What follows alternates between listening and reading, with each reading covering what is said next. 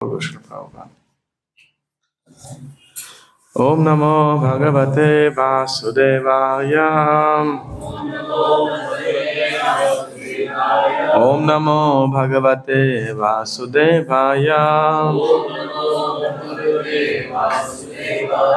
ओम नमो भगवते वासुदेवाय। So essentially we start at 12:25 actually. Right? नारायणं नमस्कृत्य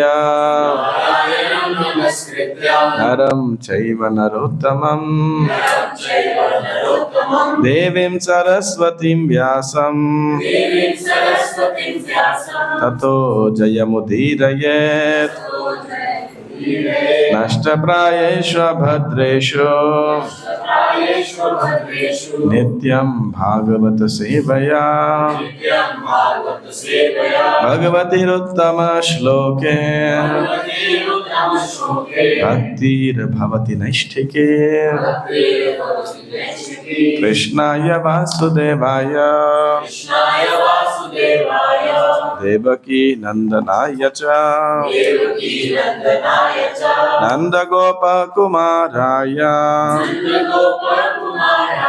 गोविंदाय नमो नमः।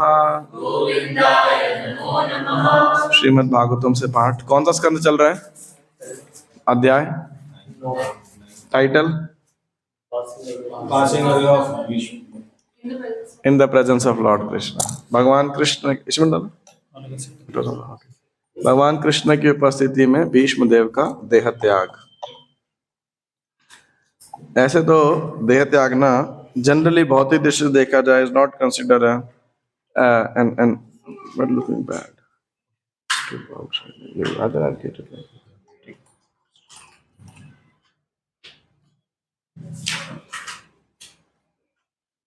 सो जनरली तो देह त्यागना शुभ माना जाता है, शुभ माना जाता है। मॉरल दृष्टि से देखा जाए तो लेकिन यहाँ पे भागवतम में हम काफी ज्यादा देह त्याग के विषयों की चर्चा करते हैं। अभी भीष्म देव, इसके बाद धृतराष्ट्र, फिर श्री कृष्ण, फिर पांडव लोग, फिर परीक्षित महाराज। 4-5 तो फर्स्ट कैंटो के अंदर ही हैं। पर ये जो देह त्याग है ये बहुत ही विशेष है भीष्म देव का। भीष्म देव एक महाजन है, महान आचार्य हैं, और उनकी उपस्थिति में देह त्याग के समय कौन कौन उपस्थित हुआ है वहां पर? You name and he was there, you know, all the who's and who's of this universe, है ना, वो उस समय पे एकत्रित हुए। और विशेषकर कौन उपस्थित था वहां? Supreme personality of God head, पूर्ण पुरुषोत्तम भगवान श्री कृष्ण स्वयं उपस्थित है वहां पे। क्यों उपस्थित है सब? कि भीष्म देव युधिष्ठिर को, पांडवों को क्या उपदेश देने वाले हैं, एक तो वो सुनने के लिए, और दूसरा भगवान श्री कृष्ण और भीष्म के संबंध को रिलीज करने के लिए सब बड़े से बड़े लोग वहां पे, बड़े बड़े देवर्षि, ऋषि और राज ऋषि, सब बड़े बड़े लोग वहां पे उपस्थित थे। व्यासदेव जी भी थे, सुखदेव गोस्वामी भी थे, नारद जी थे, धौम्य, पर्वत मुनि इत्यादि जितने बड़े बड़े लोग थे। तो हमने चर्चा किया था भीष्मदेव ने युधिष्ठिर को कई विषयों के ऊपर शिक्षा दी। किसी को याद है क्या क्या विषय थे वो? राजधर्म, स्त्री धर्म, मोक्ष धर्म, दान धर्म, वो भूल गए आप सब और भगवत धर्म, और इसके अलावा चारों वर्ण, चारों आश्रम जो है, इसके विषय में उनके ड्यूटीज के बारे में उन्होंने चर्चा किया। प्रवृत्ति मार्ग, निवृत्ति मार्ग, है ना, तो ये सब चर्चा किया था। तो भागवतम में तो थोड़ा 3-4 श्लोकों में बता दिया, मोटा मोटी चर्चा हुई है। महाभारत में इन सब का बहुत डिटेल के अंदर नाना इतिहास क्या है, अनेक इतिहासों से, और धर्मार्थ काम, हाँ, धर्म अर्थ काम मोक्ष सहोपायान तथा मुने नाना ख्यान इतिहासेषु, अलग अलग इतिहासों से, पुराणों से वर्णयामास तत्वविद, उन्होंने जो है वर्णन किया उसका। और अब क्या हो गया, उत्तरायण, वो तिथि तिथि मतलब वो मुहूर्त आ गया, तो उन्होंने देखा कि अभी सूर्य उत्तरायण में आ गया है। दूसरा हमारे आचार्य बताते हैं उत्तरायण का मतलब क्या है। अरे भूल गए आप लोग, पिछले तो चर्चा करो। उत्तरा के गर्भ में जो शयन करने वाले परीक्षित की रक्षा करने वाला है उत्तरायण। तो वो कौन है, श्री कृष्ण, जो उत्तरा के गर्भ में प्रवेश किए थे परीक्षित की रक्षा करने के लिए, तो वो भी आ गए। तो और एक्सटर्नली भी तिथि, वो मुहूर्त आ गया, तो वो अब सब बोलना, तो उनकी क्या प्रतिक्रिया होती है यहाँ पे बताया गया है। वो अब है, तो मैं थोड़ा आराम आराम से बोलूंगा तो आपको टेंशन ज्यादा रखना पड़ेगा। Text number 30। अभी तक भीष्म पितामह ने बहुत उपदेश दिए युधिष्ठिर को राजधर्म, अभी जो हमने चर्चा की है, लेकिन अब वो चुप हो जाएंगे। तदोपसंहृत्य गिरः सहस्रणीः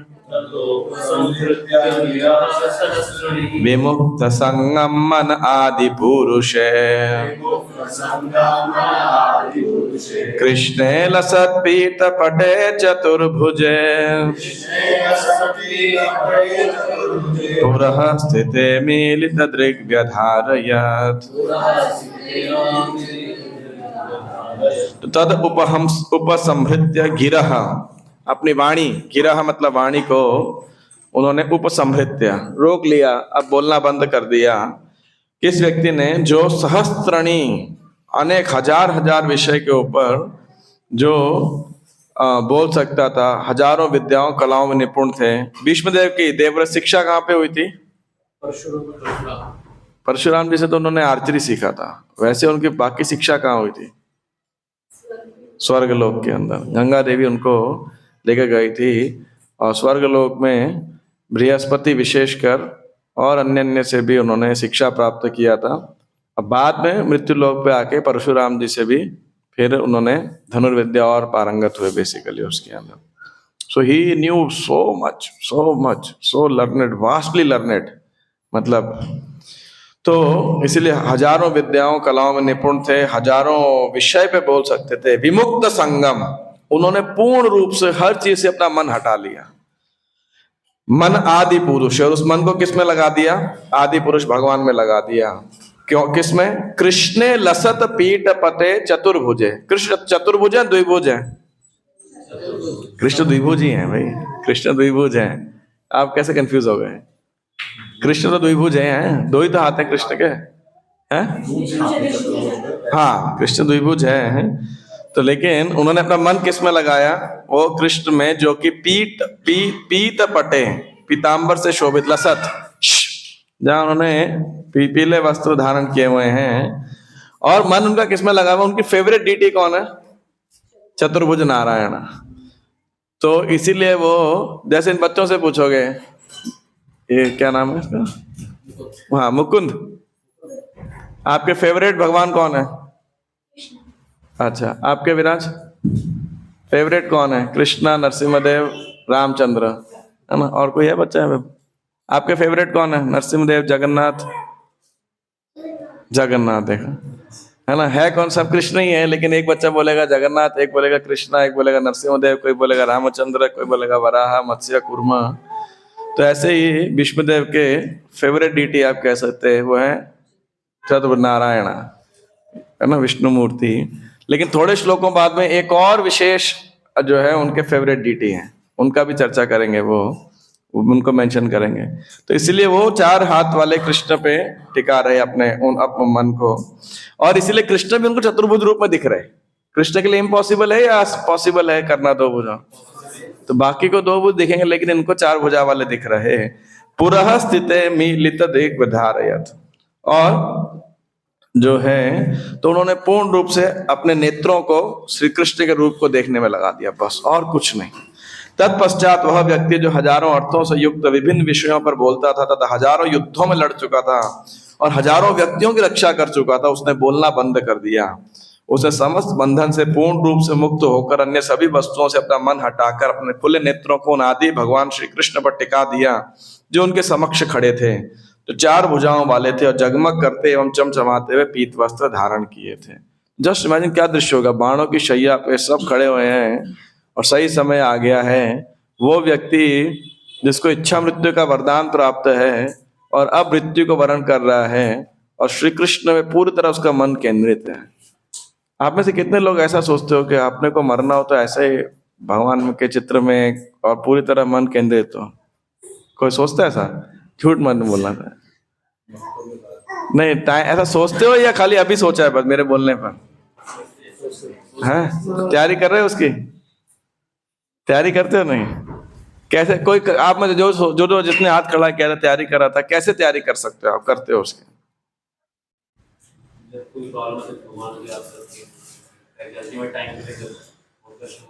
तैयारी कैसे करते हो? ये तो प्रॉब्लम अपने आप आई, तो ये तैयारी थोड़ी हुई। तैयारी कह रहा हूँ उस डेथ के एग्जामिनेशन की तैयारी क्या? हाँ, कम से कम इसलिए कभी कभी ऐसा चाहे 5 मिनट के लिए अभ्यास करना चाहिए। डिजिटल फास्टिंग, एक दिन की तो डिजिटल फास्टिंग असंभव ही है आज की डेट में सोशल मीडिया पे, लेकिन थोड़ा देर और केवल सारे विषय से हट करके मान लो सब थोड़ा कभी सोचना चाहिए कि केवल श्री कृष्ण के बारे में सोचना। जैसे आज कितने लोग दर्शन करके आए? अभी कौन से रंग का ड्रेस डाला है भगवान ने?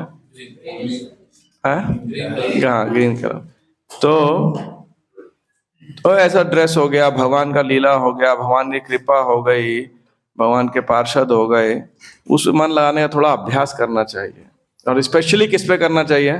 भगवान के दिव्य नाम के ऊपर। स्पेशली जप के दौरान में हम प्रयास करें कम से कम कुछ माला, कुछ मन के कुछ शब्द जिसमें हम पूरी तरह केवल उस मंत्र और कृष्ण के साथ में हो। Basically that will be practice, so that practice should be done basically. So Bhishma जो है पूरी तरीके से, so is inspiring, is encourage. Bhishmadev हमको सिखा रहे हैं या प्रेरित कर रहे हैं मृत्यु के समय की तैयारी के लिए बेसिकली। तो जो मैं बात पहले कह रहा था कि मृत्यु के विषय में भागवत में बहुत, खासकर फर्स्ट कैंटो में तो भयंकर 4-5 उदाहरण हमने देख लिए। क्यों? क्योंकि मृत्यु अटल सत्य है और हम सबको मनुष्य देह में उसका तैयारी करना चाहिए। तो अपना भौतिक शरीर त्यागते समय भीष्मदेव ने मनुष्य जीवन के महत्वपूर्ण कार्य से संबंधित यशस्वी उदाहरण प्रस्तुत किया। क्या है यशस्वी उदाहरण? मरते हुए व्यक्ति को जो विषय जितना आकर्षित करता है वह उसके अगले जीवन का शुभ आरंभ बनता है। तो जो विषय आप सोचोगे वो आप अगला जीवन उसी से करोगे, है ना? जैसे नहीं आपको बताइए सिद्धांत। तो फिर प्रभुपाद जी गीता के 8वें अध्याय के सीधा एज इट इज ट्रांसलेशन में ट्रांसलेशन कोट करते हैं 8वें 5 नंबर से लेके 15 नंबर अध्याय तक। दे वेरी ब्यूटीफुल, पढ़ना चाहिए ट्रांसलेशन, पर मैं आगे बढ़ रहा हूं। तो भीष्मदेव तो भीष्मदेव अंतिम समय के अंदर श्री कृष्ण का दर्शन कर रहे हैं। टेक्स्ट 31। विशुद्धया धारणया हता शुभ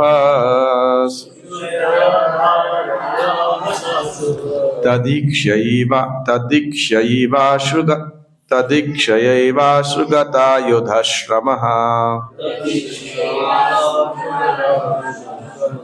निवृत्त सर्वेन्द्रिय वृत्ति विभ्रम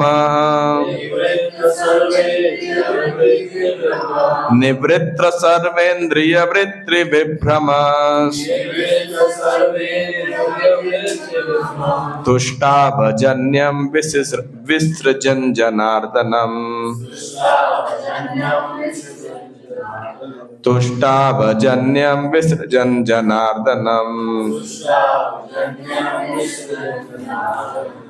तो एक्चुअली एक बात मैं आपको बताना चाहता हूँ, भीष्मदेव बहुत ही वेरी लर्नेड। तो जब भी इवन महाभारत में कई जगह वर्णन आता है, लोगों को कोई प्रश्न पूछना होता है पहले भीष्म से पूछो। भीष्मदेव के बारे में बहुत चर्चा करते हैं, लोगों को बहुत इतिहास पता था। इनफैक्ट महाभारत के युद्ध के पहले जब कौरव और पांडव का सेना युद्ध चालू होने वाला था तो टेंट के अंदर मीटिंग हुआ कौरवों का।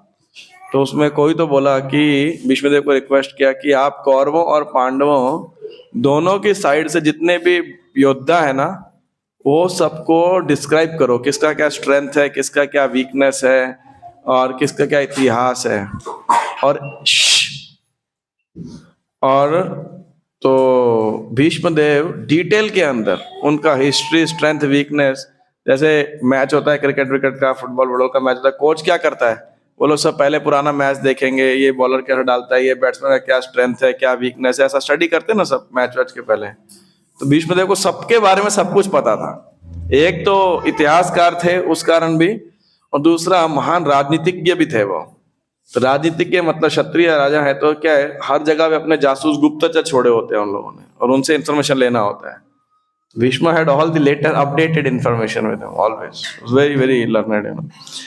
तो यहाँ पे वो व्यक्ति शुद्ध ध्यान द्वारा भगवान श्री कृष्ण को देखते हुए वे तुरंत समस्त भौतिक अशुभ अवस्थाओं से और तीरों के घाव से होने वाली शारीरिक पीड़ा से मुक्त हो गए। जब भगवान कृष्ण का दर्शन कर रहे उनको सारी पीड़ा से वो मुक्त हो गए। इस प्रकार उनकी सारी इंद्रियों के कार्यकलाप रुक गए और उन्होंने शरीर को त्यागते हुए समस्त जीवों के नियंता की दिव्य भाव से स्तुति की। तो इंद्रियों के कार्यकलाप रुकना मतलब क्या है? कौन सी इंद्रियों के कार्यकलाप रुक गए? कौन सी? कर्मेंद्रियां, ज्ञानेंद्रियां? कौन सी? ज्ञानेंद्रियां। भाई कर्मेंद्रियां तो वैसे ही, उनका हाथ पैर तो वैसे ही क्या चलेगा, है ना। ज्ञानेंद्रिया, इंद्रिय विषय जब भी बोला जाता है इंद्रियों के कार्यकलाप, normally it is always refer to ज्ञानेंद्रिया, सॉरी हाँ, ज्ञानेंद्रिया और मन। छह मन षष्ठान इंद्रियाणी,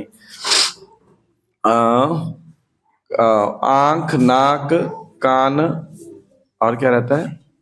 जीभ, टेस्ट, और हाँ, और स्किन।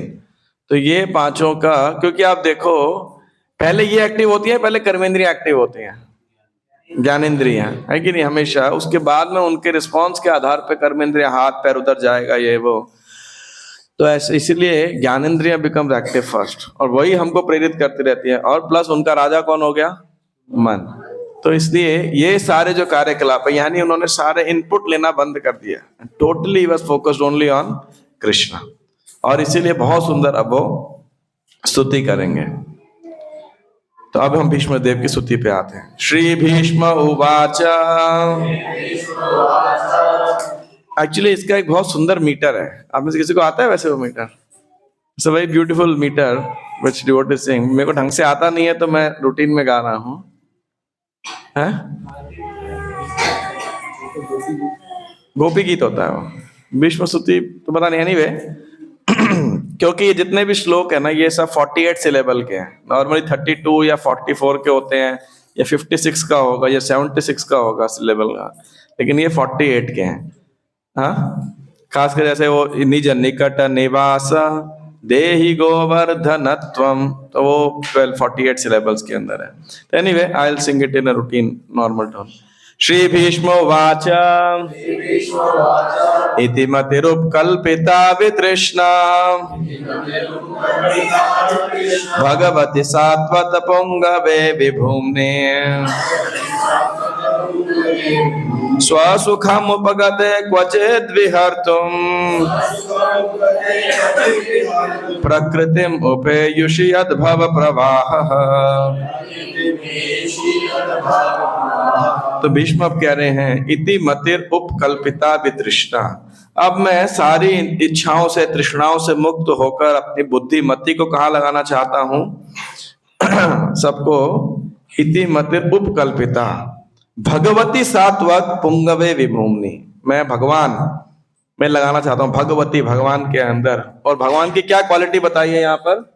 सात्वत पुंगवे। सात्वत मतलब किसका क्या होता है? सात्वत मतलब, सात्वत हमने चर्चा की थी सेकंड चैप्टर के अंदर, सात्वत शब्द आया था। हाँ, सात्वत मतलब भक्त, डिवोटीज बेसिकली। तो भगवान सात्वत पुंगवे यानी भक्तों के लीडर हैं, नायक हैं, नेता हैं। तो भगवान, उन भगवान की जो भक्तों के लीडर हैं। विभूम्नि, विभूम्नि मतलब है परम भगवान बेसिकली।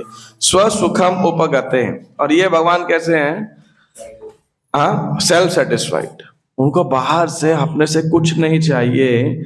स्वसुखम उपगते क्वचिद् विहर्तुम्, है ना। और कभी कभी वो अपनी इच्छा से उपगत इस प्रकृति पर आते हैं। प्रकृति उपेयुषु यद भव प्रवाह, वो अपनी इच्छा से आते हैं। मैं और आप अपनी इच्छा से आते हैं? नहीं, हम कर्मों के प्रभाव से आते हैं, भगवान की इच्छा से आते हैं। तो ये जो तो वो भगवान जो है, और ये सृष्टि कैसे, यद भव प्रवाह, ये सृष्टि वो मतलब सृष्टि होती है प्रलय होता है, सृष्टि होती है प्रलय होता है। तो इसके अंदर जो है मैं उन भगवान के ऊपर, हालांकि वो भगवान के द्वारा ही सृजित है, भगवान की सृष्टि है, लेकिन भगवान कभी कभी इसके अंदर आते हैं। तो यहाँ पे अब लिखा है, भीष्मदेव ने कहा, अभी तक मैं जो सोचता अनुभव करता तथा जो चाहता था, यानी मेरी मति थी, वह विभिन्न विषयों तथा वृत्तियों के अधीन था, किंतु अब मुझे उस परम शक्तिमान भगवान श्री कृष्ण में लगाने दो। Anyway, real not the best translation. English में क्या लिखा है? Let me invest my thinking feeling and willing, right, that's the way it goes. या तो किंतु अब मुझे, एनीवे, वे सदैव आत्मतुष्ट रहने वाले हैं, किंतु भक्तों के नायक होने के कारण कभी कभी इस भौतिक जगत में अवतरित होकर दिव्य आनंद लाभ करते हैं, यद्यपि यह सारा भौतिक जगत उन्हीं के द्वारा सृजित है। तो भक्त मतलब क्या है? जो थीस्ट बेसिकली, जो भगवान की प्रेजेंस को दुनिया में मानता है, और तो भगवान उनके नायक हैं, और जो भगवान को नहीं मानता है उनके लिए क्या है? खलनायक तो नहीं है, वो लोग खलनायक है। मैं सोच रहा था कोई तो बोलेगा ये बात, तो खलनायक नहीं है भगवान, हालांकि वो लोग खलनायक है, लेकिन भगवान उनके लीडर नहीं है बेसिकली। इसलिए सातवत पंग में बोला गया है यहाँ पर, that Krishna leads, guides, his devotees, but he won't guide those devotees. Of course, indirectly through माया कर रहे, उस सेंस में बोलेंगे अलग बात है, but Krishna personally leads his devotees basically. तो और इसीलिए कभी कभी वो भक्तों के साथ लीला करने के लिए इस भौतिक जगत में आते हैं। तात्पर्य, चूंकि भीष्मदेव एक राजपुरुष, कुरुवंश के, देखिए कितने टाइटल्स थे उनके पास, एक राजपुरुष, कुरुवंश के मुखिया, महान सेनापति तथा क्षत्रियों के अग्रणी थे, अतः उनका मन अनेक विषयों में बटा रहता था, और उनका चिंतन, अनुभूति तथा उनकी इच्छाएं विभिन्न बातों में लगी रहती थी। स्वाभाविक है ये तो, है कि नहीं?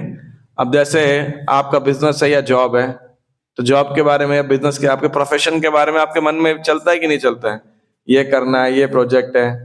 फिर आप हस्बैंड हो, वाइफ हो, तो आपको वो ड्यूटीज करनी है, मदर हो, फादर हो, तो वो ड्यूटीज संभालनी है, फिर बच्चों की एजुकेशन है, बच्चों की हेल्थ है, बच्चों का डाइट है, जो भी सब खेलना कूदना है, तो वो भी मन में चलता है कि नहीं? और उसके अलावा फिर आप मतलब माता पिता के प्रति, भाई बहन के प्रति वो रूल है। फिर आप जिस सोसाइटी में रहते हैं, जिस अपार्टमेंट, वहाँ का बिजली का बिल पे करना है, उसको मेंटेन करना है, फलाना टीम का, इतने सारे विषय आप देखो चलते रहते हैं कंटिन्यूअसली।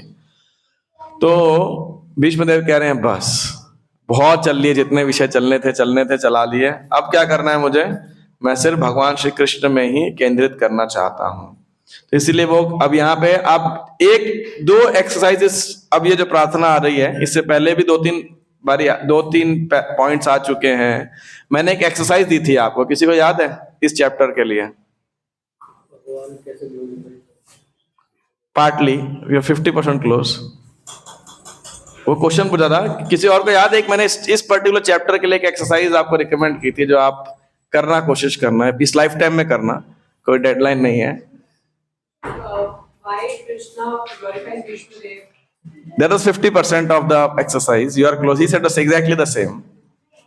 उसका एक सेकंड पार्ट है बेसिकली, मैं वो भी, अब वो सेकंड पार्ट यहाँ आने वाला है। फर्स्ट पार्ट आ चुका पहले भी, तो पूरा एक पार्ट क्वेश्चन बन जाएगा। तुक्का और लगा, थोड़ा तुक्का बढ़ाओ, 50% तो पहुंच ही गया। कि भीष्मदेव का गुणगान क्यों श्री कृष्ण करना चाह रहे हैं, या कैसे करना, क्यों करना चाह रहे हैं, right? This was part 1। Part 2, कि भीष्मदेव का श्री कृष्ण से जो संबंध है, तो वो उनकी प्रार्थनाओं में रिफ्लेक्ट होगा। फर्स्ट पार्ट क्या था? श्री कृष्ण ने क्या क्या किया उनके साथ में, भाई मृत्यु में लेके आए, खुद उपदेश दे दिया, युधिष्ठिर का शोक दूर नहीं हुआ, खुद बाणों की शैया पे लेके आए, युधिष्ठिर को उपदेश दिलवाया कि भाई मेरा भक्त मेरे से महान है, इस कंडीशन के अंदर भी वो इतना उपदेश दे सकता है। तो ये सब पॉइंट में चर्चा किए थे। और क्या था?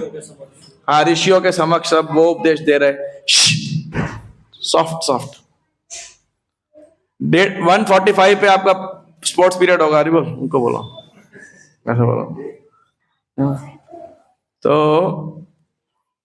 तो अब यहाँ पे जो पार्ट है, भीष्मदेव पूरा जीवन भर में ऐसे याद करेंगे उनका रिलेशन श्री कृष्ण के साथ।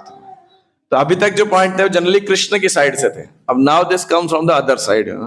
तो जो एक्सरसाइज है वो इस प्रकार से है कि at the end of this chapter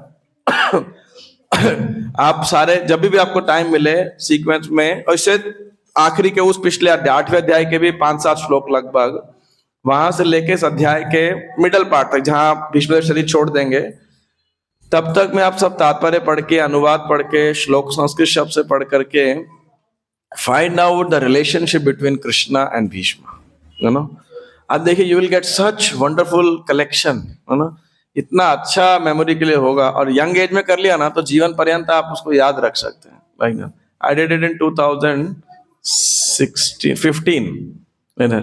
तो एक इस पे ऐसे लिखा था, हमको भक्ति वैभव का पाठ था हमारे, वो मेरे को इतना अच्छा लगा। मैं वो लेक्चर उसको जब भी मैं कोई लेक्चर कभी नहीं प्रिपेयर होता था ना, मैं बस वो ऐसे निकालता था, वही बोल देता था। तो इसलिए दिस इज वेरी ब्यूटीफुल। नहीं तो यहाँ पे, और दूसरा भीष्म देव भगवान के बहुत सारे नामों और क्वालिटी से उनको इस्तेमाल मतलब एड्रेस करेंगे, उच्चारण करेंगे। तो आप चाहे तो वो नामों का और उनका अर्थ की कलेक्शन भी एक लिख सकते हो, है ना। Very very sweet, very very intimate and very sweet. तो यहाँ पे पहला नाम क्या बताया उन्होंने? सात्वत पुंगवे, यानी जो भक्तों के नायक हैं। और उसके बाद क्या है? क्वचित भगवती साध्वी भूमि स्वसुखम। हाँ, तो ये एक मेन हो गया। ऑफ कोर्स एक क्वालिटी यहाँ पे बहुत ही जल्दी रचना करते हैं और भगवान अपनी इच्छा से आते हैं, एटसेट्रा एटसेट्रा, है ना। तो और भगवान क्या करते हैं, जो भक्त होते हैं उन्हीं को उपदेश देते हैं भगवत धाम जाने के लिए। जिसकी भगवान में रुचि नहीं, भगवान ही बोलते हैं जा तू माया में रहे, है ना। क्योंकि जब तेरे को इच्छा नहीं, तो भगवान इस प्रकार लीडर है, यानी गीता का उपदेश दे रहे हैं भगवान, या बाद में उद्धव जी को उपदेश देंगे। तो इस प्रकार से तो ये भगवान अपनी इच्छा से प्रकट होते हैं। अब आगे नेक्स्ट श्लोक। त्रिभुवन कमनम तमाल वर्णम रविकर गौरवराम्बरम दधाने वपुरलक कुलावृताननाब्जम विजय सखे रतिरस्तु मे नवद्याम। तब यहाँ पे आगे त्रिभुवन कमनम तमाल वर्णम। तो तीनों लोकों के जो स्वामी हैं, तमाल वर्णम, भगवान के शरीर की कांति कैसी है? तमाल वृक्ष जैसी, ब्लैकिश, नीला रंग, ब्लैकिश ब्लूइश कह लीजिए। तो दो शब्द आ गए, त्रिभुवन कमनम। त्रिभुवन मतलब जो तीनों लोकों को आकर्षित करने वाले हैं, तीनों लोकों के जो स्वामी हैं। कमनम तमाल वर्णम, उनके शरीर की कांति। रविकर, रविकर मतलब रवि मतलब सूर्य, उनके किरणों जैसा क्या है? गौर वर अंबरम, गौर वर्ण कैसा मतलब मोल्टन गोल्ड टाइप रंग का चमचमाता हुआ। वरांबरम उनका वस्त्र, अंबरम उनका जो वस्त्र, पीतांबर, नीलांबर। तो पीतांबर की जगह क्या कह रहे हैं? रवि कर गौर वरांबरम, रवि कर गौर वर अंबरम, जिनका सूर्य के किरणों के समान सुनहरा चमचमाता हुआ वस्त्र पहना है, जिन्होंने पहना हुआ है। तो देखो भगवान का बॉडी का कलर, भगवान के वस्त्र का डिस्क्रिप्शन। वपुहु अलक कुलावृता ननाब्जम, अनन अब्जम। तो वपुहु भगवान का शरीर कैसे? अलक कुला, अलग क्या? आवृता, अच्छा चंदन, ओके, एक अलग दूसरा भी रहता है। तो चंदन, भगवान के चंदन से भगवान के शरीर पे वो टैटूज वगैरह सब बना रखे, या कुछ डॉट शॉट बना रखे, पेंटिंग। अनन अब्जम, भगवान का कमल मुख, अब्ज, अब्ज नहीं, या अनन अब्जम, अब्ज मुख अनन, और अब्ज मतलब हुआ कमल, आई थिंक अब्जम। और फिर आएगा ना विजय सखे रतिरस्तु में अनवद्या, कि अनवद्या मतलब बिना किसी डिस्ट्रैक्शन के, continuous, basically you know, without any interruption कह लीजिए, विदाउट एनी मोटिव कह लीजिए, उस प्रकार से। विजय रति ही, उसमें क्या हो? मेरा रति हो, आकर्षण हो। किसमें हो आकर्षण मेरा? विजय सखे। विजय कौन है? अर्जुन। और सखे जो उनके मित्र हैं, ये कौन नाम है? विजय सखे। तो मेरी मति अनइंटरप्टेड किस में हो? अर्जुन के घनिष्ठ मित्र श्री कृष्ण में हो। तो ये क्योंकि पोइट्री है तो इसीलिए आगे पीछे आपको जाना पड़ता है सेंटेंस बनाने के लिए। विजय सखे, तो अर्जुन का नाम विजय क्यों है? एक उनके अर्जुन के 10 नाम बताए गए हैं, उसमें से एक नाम विजय है। प्रभुपाद जी तात्पर्य के अंदर बताते हैं कि भीष्म देव ने विजय सखे, आगे और भी नाम यूज करेंगे, पार्थ सखे और ये वो सब, लेकिन क्यों यूज कर रहे हैं? क्योंकि अर्जुन हर युद्ध में विजयी ही होता था तो इसीलिए उसका नाम है विजय, है ना। तो विजय सखे, तो ये मेरी उनमें रति हो, मेरा आकर्षण हो। कैसे हैं वो? पूरे तीनों लोगों को आकृष्ट करने वाले हैं। तमाल वर्णम, उनका रंग नीले रंग का है। उनके कपड़े कैसे हैं, वस्त्र कैसे हैं, कपड़े कैसे हैं उनके? पीले, रवि कर, सूर्य की चमचमक किरणों के साथ चमचमाते हुए। और उनका शरीर कैसा है? वपु अलक कुल, चंदन से लगा, चंदन के ड्राइंग है उसके ऊपर, और कवर्ड है। और उनका मुख कमल के समान है। तो उनके प्रति मेरे आकर्षण का विषय बने। श्री कृष्ण अर्जुन के घनिष्ठ मित्र हैं, विजय सखे। वे इस धरा पर अपने दिव्य शरीर से प्रकट हुए हैं, जो तमाल वृक्ष सदृश नीले रंग का है। उनका शरीर तीनों लोकों में हर एक को आकृष्ट करने वाला है। उनका चमचमाता पीताम्बर और चंदन तर्तित मुख कमल मेरे आकर्षण का विषय बने, और मैं किसी प्रकार के फल की इच्छा न करूं। I just want to focus on the beautiful form of the Lord.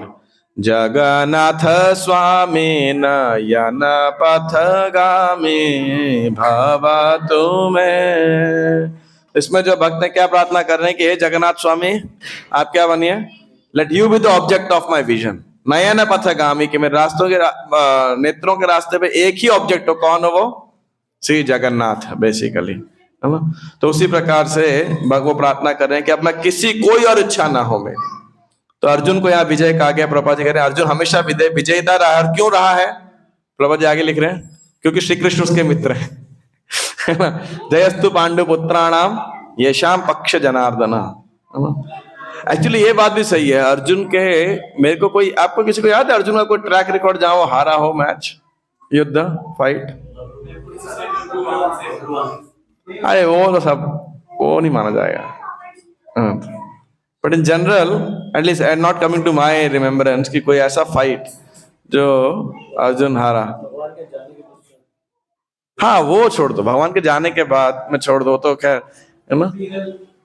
Shiv जी, हाँ शिव जी वाला एक पाशुपतास्त्र, Shiv ji was also very pleased by his archery. तो एनी हाउ, तो या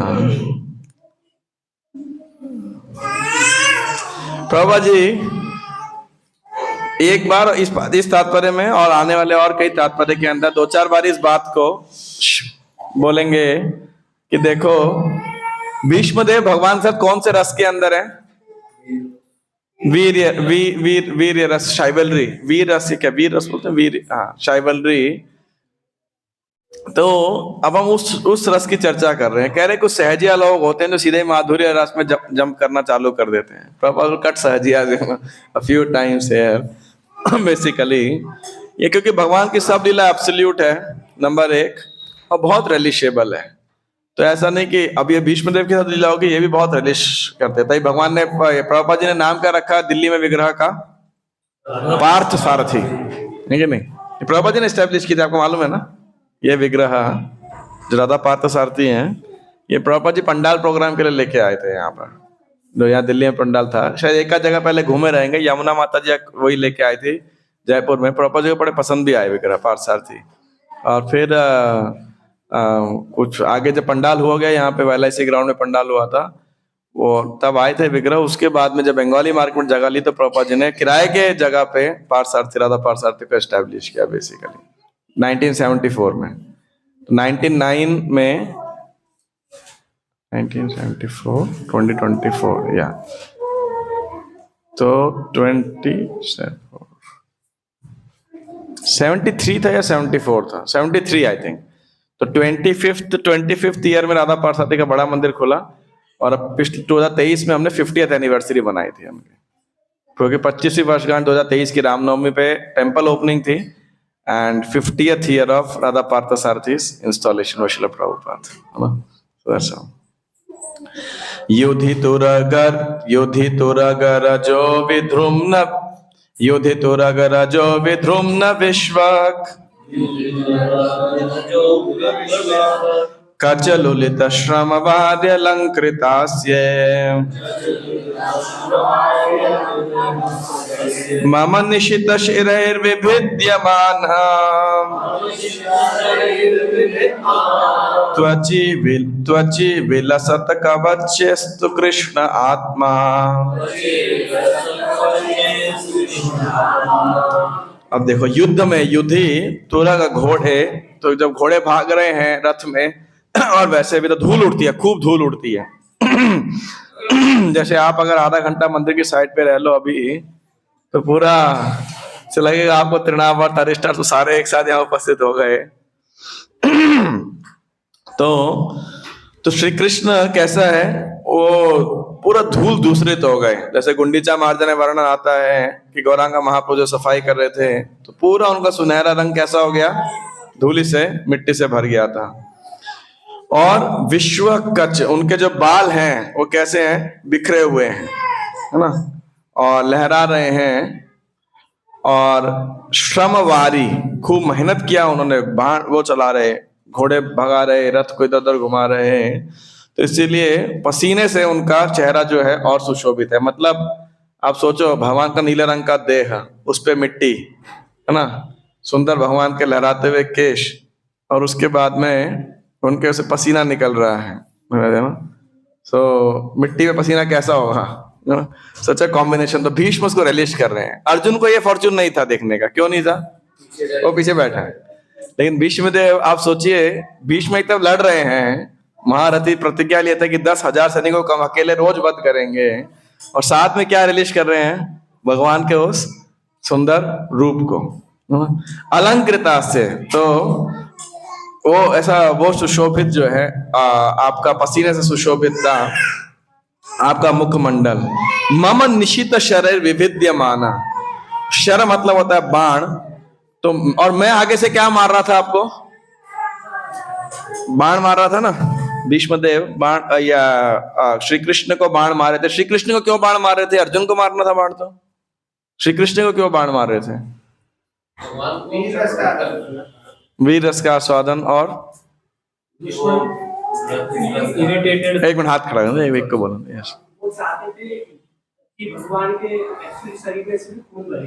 ओके, और कोई थोड़ा सा परेशान हो गए थे कि भगवान उनको बार बचा रहे हैं, तो ओके, और कोई रथ वही चला रहे थे और उससे ज्यादा परेशान होते कि कभी भी वो एरो लगा नहीं पाते अर्जुन पे। ओके, वो चाहते थे कि भगवान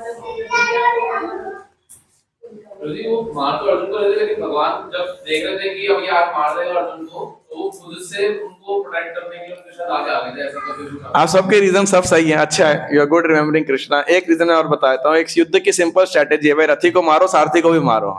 वो मर जाएगा तो फिर घोड़े कौन चलाएगा, तो रथी को मारना भी आसान हो जाता है बेसिकली, तो है ना, कॉमन सेंस भी है, वही युद्ध की स्ट्रेटेजी है। और ऑफ कोर्स जो आप कह रहे हैं कि भगवान बीच में आते हैं, ऐसा तो ज्यादा डिस्क्रिप्शन नहीं है खास, there is not much description like this. बाकी ठीक है, हाँ, जो श्री कृष्ण के खून निकलना और क्या बोला था, बचा रहे थे, वीर रस का आस्वादन, और एक का पॉइंट और किसने बोला था, I am just missing it,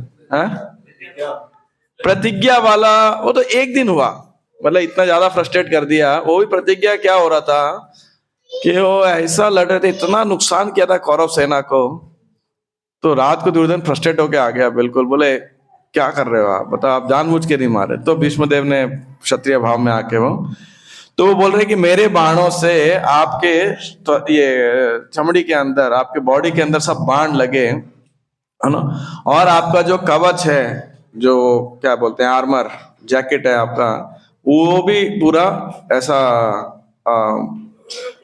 उसके ऊपर कोई पार करके जो है आपके शरीर पे घाव हो गए।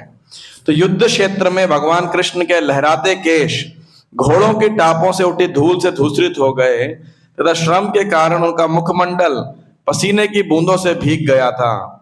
मेरे तीक्ष्ण बाणों से बने घावों से इन अलंकरणों की शोभा उन्हें अच्छी लग रही थी। मेरा मन उन्हीं श्री कृष्ण के पास चले। तो भगवान का रूप डिस्क्राइब कर रहे हैं आप, देखिए लहराते हुए केश, उस पे घाव लगे हुए, है ना, वो भगवान के शरीर पे घाव। आप सोचो, जस्ट इमेजिन, अगर आपको ऐसे कोई बोले, मान लो कि एक आदमी आया और उसने भगवान को चोट पहुंचाई, है ना, तो आप क्या क्या सोचोगे? राक्षस है, असुर है। और मैं आपको बोलूं कि नहीं वो भीष्म देव है, तो फिर आप क्या सोचोगे? है ना। सो देयरफॉर नेवर जज, पहली बारी में कभी जजमेंट मत पास कर देना, कभी भी किसी के बारे में भी। आधी बात सुन करके, अब देखो ऐसे का देखा जाए, कोई बाण मार रहा है, भगवान को चोट लग रहा है, खून निकल रहा है, तो असुरी होगा ना। ऐसा काम तो असुरी कर सकता है, कौन भगवान को चोट पहुंचाएगा, है ना। कि आप पे चाहोगे, आप चलो भगवान कृष्ण आओ भी तुम्हें चोट लगाते हैं, है ना, तलवार से चोट, नहीं ना। इसलिए never make the judgement anyhow. तो मेरे तीक्ष्ण बाणों से बने घावों से अलरणों की शोभा उन्हें अच्छी लग रही थी, और श्री कृष्ण को बड़ा मजा आ रहा था, और जो घाव हो रहे थे, पसीना बह रहा था, इसलिए तो यहाँ प्रभुपाद जी बता रहे हैं, श्री भीष्म देव दास्य भाव से भगवान के महान भक्त हैं, अमंग द प्राइमरी रसस। अतः भगवान के दिव्य शरीर पर तीक्ष्ण बाणों की वर्षा किसी अन्य भक्त द्वारा उन पर की गई कोमल गुलाब के पुष्पों की वर्षा के समान है। क्योंकि भगवान भी युद्ध करना चाह रहे थे, तो प्राइमरी रसों में दास्य रस हो गया, और सेकेंडरी रसों में वीर रस का आस्वादन करने के लिए। तो भगवान को कैसा फील हो रहा है? वो बाण भगवान चोट लग गई, भगवान ऐसा चिल्ला रहे हैं? नहीं, भगवान को लग रहा है वाह क्या फूलों की पुष्प वर्षा हो रही है। प्रभुपाद जी आगे दूसरी बात कह रहे हैं कि ऐसा लग रहा है कि भीष्म देव को आप रिपेंट कर रहे हैं कि भाई मैंने भगवान को चोट पहुंचाई, लेकिन एक्चुअली प्रभुपाद जी क्लैरिफाई करें, भगवान को कोई पीड़ा नहीं हुई। भाई आत्मा को नहीं हो सकती, नैनम चिंदंती शस्त्राणी नैनम दहती पावक, ये तो सुप्रीम सोल है कि नहीं। तो ये बात प्रभुपाद बताते हैं। अब आगे एक बात है, ये एक और क्वेश्चन आता है जो आने वाले चैप्टर और आएगा, कि तो ये भगवान का तो दिव्य शरीर है, आध्यात्मिक शरीर है या नहीं है? हम तो बोलते हैं ना भगवान के शरीर आत्मा में कोई अंतर नहीं है, ऐसा सही है गलत है? तो आध्यात्मिक शरीर में भी ऐसे खून निकलता है, घाव हो जाते हैं, ऐसे कैसे? फिर आध्यात्मिक शरीर और आत्मा में कोई अंतर ही नहीं है, यानी सच्चिदानंद का बना है ना। तो सच्चिदानंद में भी खून, अगर यही मांस फ्लैश स्किन वगैरह है, यही हड्डी फड्डी है सब, तो फिर ऐसे शरीर का क्या फायदा? फिर यही ठीक है, वो वहां भी ऐसा ही होना है। तो क्या कहते हो आप? भगवान के दिव्य शरीर में ये ऐसे खून वगैरह चोट वोट लगना कैसे एक्सप्लेन करोगे? क्योंकि वो चाहते थे कि भगवान के शरीर से खून निकले और he can do anything, तो वो उस कॉन्टेक्स्ट में अपने आप को ऐसे अप्लाई कर रहा है। ओके, तो ये एक सोचने वाला प्रश्न है कि भगवान के दिव्य रूप से भी खून निकल रहा है। जब नास्तिक लोग इसे सुनते हैं और फोटो देखेंगे, मान लो फोटो लगाओ कुरुक्षेत्र के युद्ध का, या मान लो ऐसा टीवी में दिखाया जा रहा हो, एक पिक्चर बनी हो और भगवान के से खून बह रहा है, घाव बने हुए हैं, आपको कैसी लगेगी वो भगवान की पिक्चर? अच्छी लगेगी आपको? आप बोला ये कैसा भगवान है भाई, इसको भी चोट लगी हुई है, इसको भी बैंडेज करनी पड़ेगी जैसे हमें करनी पड़ती है, तो हमें इसमें अंतर नहीं है। तो इससे भगवान दो पर्पस साइमल्टेनियसली फुलफिल करते हैं, दो पर्पस फुलफिल करते हैं, और एक तीसरा रिलिशमेंट ऑफ रसा करते हैं। क्या पर्पस फुलफिल करते हैं? पहला तो जो नास्तिक हैं, मायावादी हैं, जो बिविल्डर रहना चाहते हैं, भगवान बोलते हैं और बिविल्डर हो जाओ। कैसे बिविल्डर हो जाओ? वो बोलेंगे देखो तेरा भगवान कैसा है, खून निकल रहा है उसके शरीर से, मेरे शरीर से भी निकलता है, उसके शरीर से भी निकलता है, दोनों में क्या अंतर है ना। तो वो मोहित रहना चाहते हैं, भगवान उनको मोहित कर देते हैं। तो ये उनके लिए एक पजल है बहुत बड़ी। अच्छा, अब दूसरा क्या पर्पस है? दूसरा पर्पस है भक्तों को आनंद देना, प्राइमरीली भीष्मदेव को। और कैसे आनंद? देखो हमारे भक्त भगवान कितने महान हैं, भक्तों के साथ युद्ध करते हुए, लड़ाई करते हुए, बिल्कुल ऐसा एकदम असली वाला युद्ध कर रहे हैं, मतलब नॉर्मल। अभी मान लो बाण मारी जा रहे, कुछ हो ही नहीं रहा यहाँ पे, तो क्या होएगा? तो इसका कोई फायदा नहीं है ना, ऐसे गेम का तो कोई फायदा नहीं है। भाई बॉल मारते जाओ, जाना सिक्सर ही है, तो फिर क्या है? उस मैच में तो कोई मजा नहीं है। तो इसीलिए भक्त जो है उसको रिलिश करते हैं, और भीष्मदेव तो अब भगवान भीष्मदेव रिलिश कर रहे हैं, तो ये हो गया भक्त। और भगवान कैसे रिलीज करते हैं? भगवान कह रहे हैं जैसे लव बाइट्स बोलते हैं ना, तो this is what exactly it is man. Prabhupad ji कह रहे हैं that Krishna was enjoying like that. Vishwanath Thakur जो है कोट करते हुए प्रभुपाद जी कहते हैं द विविध्यमान like that. So Krishna is relishing in that way. Bhishma Dev वीर रस के भक्त हैं, अतएव वे उसी शत विशत दशा वाले कृष्ण पर अपना ध्यान स्थिर करते हैं। तो ये पहली मूर्ति कौन सी थी भगवान की, जिस उनके फेवरेट डीटी चतुर नारायण।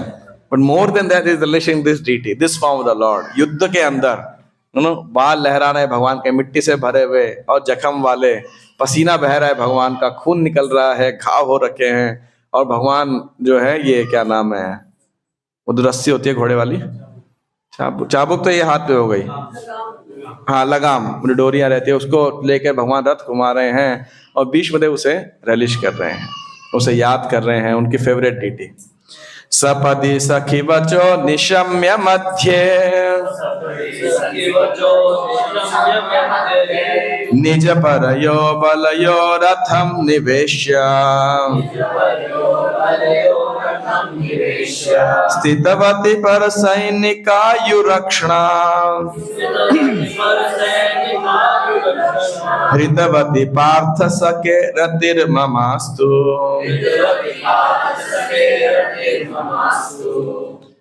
फिर से कहने मेरी रति किसमें हो, मम अस्तु, मेरी रति हो, रति किसमें हो, पार्थ सखे, पार्थ के सखा श्री कृष्ण को। तो सपदी सखी बचो, अपने मित्र का, सखा का वचन का पालन करते हुए सपदी युद्ध स्थल के बीच में रथ को भगवान ने खड़ा कर दिया। कब खड़ा किया था? शुरू अर्जुन ने कब खड़ा किया था? अर्जुन ने कहा था कि हाँ, गीता उपदेश से पहले अर्जुन ने बोला कि हे कृष्ण रथम स्थापयाम्यच्युत, सैनिकोर उभयोर सेनयोर उभयोर मध्य रथम स्थापयाम्यच्युत। हे श्री कृष्ण, मैं दोनों सेनाओं को देखना चाहता हूँ, तुम दोनों टीम जो खड़ी है लड़ने के लिए, इनके बीच में लेके जाओ। तो भगवान ठीक है, तुम बोले ले चलो, चलता हूँ। तो भगवान वहां पे लेकर के गए और वहां पे क्या किया उन्होंने? गीता तो सुनाई, अर्जुन जो बोल रहा था स्थितवती पर सैनिक आयु उक्षणा। भगवान ने अपनी दृष्टिपात से उनकी आयु कम कर दी। जो शत्रु सैनिक थे जिनको मारना था, उनकी आयु, खासकर जो कौरव सेना के लोग थे, उन्होंने विरोधी पक्ष की आयु क्षीण कर दी। और कैसे करी? कह रहे हैं सिर्फ शत्रु पे दृष्टिपात करने से उन्होंने इसको कर दिया, हृतवती, वो सब आयु समाप्त कर दी। भीष्मदेव को दिखाई पड़ रहा है कि ये मारने का काम किसने किया है? श्री कृष्ण ने किया है। अपने मित्र के आदेश का पालन करते हुए भगवान श्री कृष्ण कुरुक्षेत्र के युद्ध स्थल में अर्जुन तथा दुर्योधन के सैनिकों के बीच में प्रविष्ट हो गए और वहां स्थित होकर उन्हें अपनी कृपापूर्ण चितवन से विरोधी पक्ष की आयु क्षीण कर दी। ये कृपा कैसे हुई उनकी आयु क्षीण करना? कृपा है या नहीं है? हाँ, वैसे आप बताइए कृपा है या नहीं है? मार दिया उनको भी मतलब है, कृपा है या नहीं है? कैसे है कृपा? कैसे है कृपा? भगवान मारे तो कृपा हो गई। क्यों? दृष्टिपात से क्या होगा? कृपा कैसे हो गई? कुछ तो कृपा का परिणाम होना चाहिए भाई। मेरे पे कृपा तब होती है जब मेरी बड़ी डील हो जाती है, तो भगवान की कृपा है। कुछ तो रिजल्ट होना चाहिए ना कृपा से। नहीं, मैं कह रहा हूँ कृपा का कुछ परिणाम तो होना चाहिए, कुछ तो टेंजिबल एक्शनेबल तो होना चाहिए। हाँ जी भाई, बहुत कृपा है, मैं मंदिर पहुंच गया, खूब कृपा है, बड़ी कृपा, ठीक बात है। ऐसे बोलो ना, भगवत चलेगा। यही तो मैं पूछ रहा हूँ, क्या हुआ? क्या कुछ तो परिणाम हुआ? तो उनका उसका परिणाम ये हुआ कि यहाँ तो चलो जितनी 10, 20, 50 साल आयु बाकी थी मान लो वो खत्म हो गई, लेकिन क्या मिल गया उन्हें? शाश्वत आयु प्राप्त हो गई, शाश्वत जीवन प्राप्त हो गया, है ना। तो ये उनका जो है, इससे भगवान के दृष्टिपात से।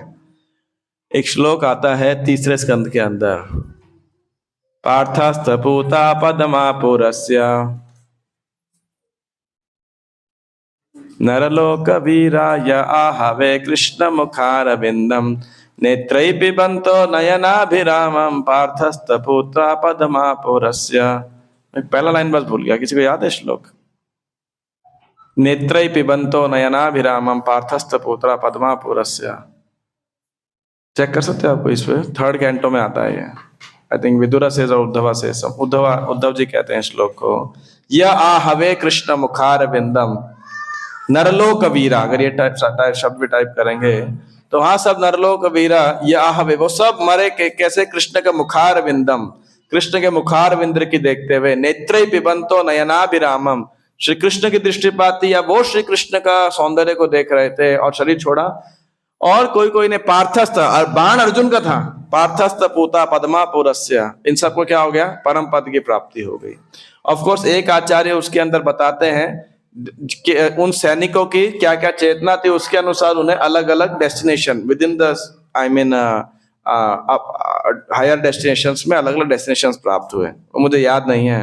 तो एनी हाउ, तो भगवान कह रहे हैं कि देखो अर्जुन के कितने आज्ञा पालक हैं, कि अर्जुन ने बोला बीच में लेके आओ, बीच में लेके आ गए, है ना। तो दास की तरह उनका पूरा फॉलो किया बेसिकली। तो इसीलिए भीष्म देव उनको क्या कह रहे हैं? पार्थ सखे, पार्थ सखे। आगे क्या कह रहे हैं? कहा जाता है कि कुरुक्षेत्र के युद्धस्थ क्षेत्र में सम्मिलित सारे योद्धाओं को मोक्ष लाभ हो सका, किंतु क्योंकि मृत्यु के समय साक्षात भगवान का दर्शन किया था। और तय अर्जुन के क्षत्रियों की आयु को क्षीण करने का अर्थ यह नहीं होता कि कृष्ण अर्जुन का पक्ष ले रहे थे। वस्तुतः वे विपक्षियों पर कृपालु थे, क्योंकि यदि वे सामान्य तौर पर घर में मरे होते तो उन्हें मोक्ष लाभ प्राप्त न हुआ होता। तो ये है प्राप्त, कुछ तो लाभ प्राप्त होना चाहिए ना। यहाँ उन्हें मृत्यु के समय भगवान के दर्शन करने का तथा भौतिक जीवन से मुक्ति पाने का अवसर मिला था। अतएव भगवान सर्व मंगलमय हैं और वे जो कुछ करते हैं वह सबों की भलाई के लिए होता है। ऊपर ऊपर से यह सब उनके घनिष्ठ मित्र अर्जुन के विजय के लिए प्रतीत हो रहा था, लेकिन वास्तविक रूप में यह अर्जुन के शत्रुओं की भलाई के लिए था। ऐसे हैं भगवान के दिव्य कार्यकलाप, और जो भी इन्हें समझता है वह भी इस भौतिक शरीर त्याग करने के पश्चात मोक्ष प्राप्त करता है। अब बताओ, ये व्यक्ति जो इस समय बाणों की शैया पे उपदेश दे रहा है, उसको तो समझ ही आ रहा है सब कि क्या कर रहे हैं, है कि नहीं? तो इसीलिए उनका मोक्ष तो गारंटेड वैसे ही है।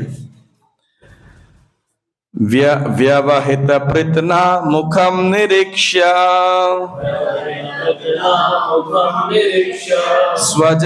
स्वजन वदाधि विमुखस्य दोष बुद्ध्या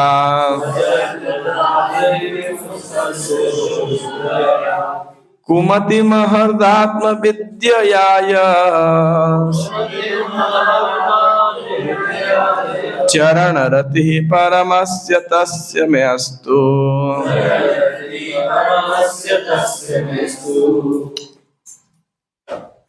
व्यवृत प्रतना मुखम निरीक्षा। तो भगवान ने क्या बोलते हैं, क्या किया उनका? हाँ, अर्जुन जब देख रहा था निरीक्ष्य स्वजन वधा विमुखस्य दोष बुद्धिया, तो अर्जुन ने जब देखा अपने रिश्तेदारों को तो क्या हो गया? अब इनका वध करना पड़ेगा, मेरे रिश्तेदारों का, मामा का, चाचा का, भाई का, पिताजी लोगों का, गुरुओं का। तो अर्जुन के मन में दोष आ गया, दोष बुद्धि, उनकी बुद्धि दूषित हो गई। क्या दूषित हो गई? कि नहीं मारते हैं, मेरे हैं, स्वजन है ना। तो कुमतिम हर धरद आत्मविद्या, यह तो भगवान ने क्या प्रदान किया अर्जुन को? आत्मविद्या प्रदान की। उस विद्या का नाम क्या है? क्या हो गया, आप लोग सो रहे हैं क्या? हाँ, तो भगवत गीता उस विद्या का। तो भगवान ने अर्जुन की बुद्धि को ठीक किया, क्या प्रदान करके? भगवत गीता, है ना। तो दिव्य ज्ञान से चरण रति परमस्य तस्य मे अस्तु, तो उन भगवान के चरणों में मेरी रति हो। जब युद्ध क्षेत्र में अर्जुन अपने समक्ष सैनिकों तो सेनापतियों को देखकर अज्ञान से कलुषित हो रहा लग रहा था, तो भगवान ने उसके अज्ञान को दिव्य ज्ञान प्रदान करके समूल नष्ट कर दिया। उनके चरण कमल सदैव मेरे आकर्षण के लक्ष्य बने रहें। तो anyway, Prabhupada speaks about fighting, you know how the leaders would fight on the battlefield. और अर्जुन इसलिए नहीं कि डर के मारे लड़ना नहीं चाह रहा था, इसीलिए क्योंकि अर्जुन दया के कारण बेसिकली, और कह सकते हो अटैचमेंट के कारण ये बात कह रहे हैं। और वो अटैचमेंट अल्प बुद्धिया थी, लेकिन वो किस लिए हुई? क्योंकि भगवान को भगवत गीता के लिए उन्हें माध्यम बनाना था। तो भगवान द्वारा आत्मविद्या का प्रवचन मुख्य रूप से ब्रह्मांड के सभी भागों के समस्त व्यक्तियों के लाभ के लिए हुआ था। तो Krishna became the teacher of arjuna and it taught him. तो भीष्मदेव उसे एलिश कर रहे हैं उस युद्ध में क्या क्या हुआ था, कृष्ण का रूप, कृष्ण के वस्त्र, कृष्ण के केश, कृष्ण के घाव, और किस प्रकार कृष्ण आज्ञा पालन कर रहे हैं अर्जुन की, और उसके बाद में श्री कृष्ण कैसे शत्रुओं की आयु क्षीण कर रहे हैं, और उसके बाद क्या कह रहे हैं कि श्री कृष्ण अर्जुन को गीता का उपदेश सुना रहे हैं। और कुछ छूटा मेरे से? That's how you can summarize, in your own language. और उनके घाव, पसीने की बूंद, यश, रथ क्या, अभी तक तो मेंशन नहीं किया, अभी आएगा शायद आगे।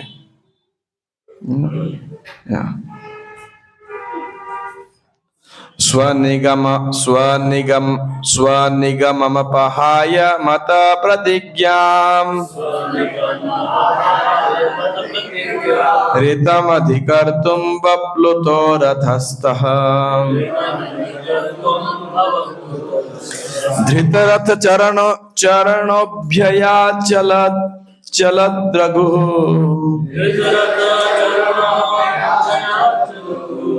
हरिरेव हन्तुमिभं गतोत्तरीयः। तो अभी आया कि मैंने प्रतिज्ञा ली थी, मत प्रतिज्ञा।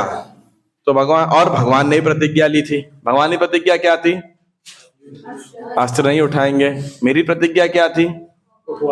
या तो उठा लो रथ, नहीं तो अर्जुन मरा पाएगा, या तो दोस्त को बचा लो अपने, और या फिर प्रतिज्ञा तोड़ दो। भगवान ने क्या चूज किया? रघुकुल रीति प्राण जाए वचन ना जाए, लेकिन मेरे कोई नहीं है ऐसा फंडा। हमारे तो भक्त नहीं जाना चाहिए, है ना। हमको चोर बोलो, झूठा बोलो, जो बोलना है, कोई फर्क नहीं पड़ता। स्वर नहीं तो अपनी मेरी प्रतिज्ञा को रखने के लिए उन्होंने क्या किया? अपनी प्रतिज्ञा को तोड़ दिया। और क्या किया? रथ से नीचे उतर गए। और रथ से नीचे उतर के क्या किया उन्होंने? रथ का पहिया उठा लिया, गिरा हुआ रथ का पहिया, और ऐसे मारने के लिए दौड़े। हरिरेव हन्तुम इभम, कि जिस प्रकार एक कोई शेर होता है, सिंह होता है, वो हाथी को मारने के लिए झपटता है, ऐसे मेरी और भागे। और इस चक्कर में क्या हो गया उनका? गत उत्तरीय, उनका जो अंग वस्त्र है उत्तरीय, ये भी पीछे गिर गया बेसिकली।